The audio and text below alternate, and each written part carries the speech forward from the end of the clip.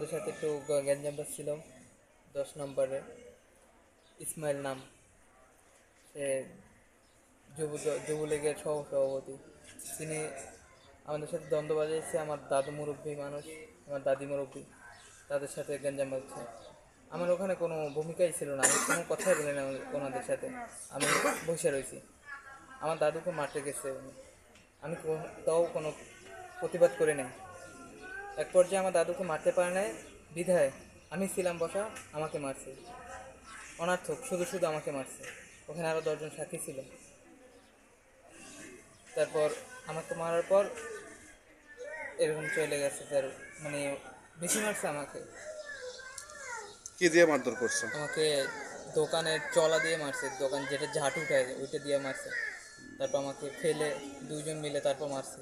এই কাহিনীটা ঘটছে কোন জায়গায়? 10 নম্বর দোকানে। 10 নম্বর কার দোকানে?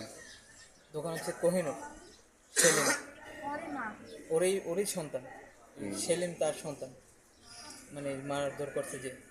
আমার বাবা উনি বিগত দিন থেকে বলতে আমরা এখানে জিয়া রহমান আনসার থেকে আমরা বিএনপি করে আসতেছি।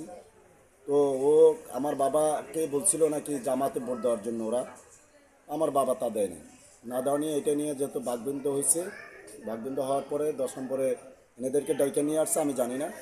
ডাইকা নিয়ে আসার পরে প্রথমে আমার বাবাকে মারতে গেছে, মারতে পারে নাই। না পারার পর ওইখান থেকে মানুষ যারা ছিল ওরা দোকান থেকে ওনাকে নামায় নিয়ে আসছে। নিয়ে আসার পরে ছেলেটা ওখানে বসাই ছিল, অনর্থক ধরে ছেলেটাকে মারছে।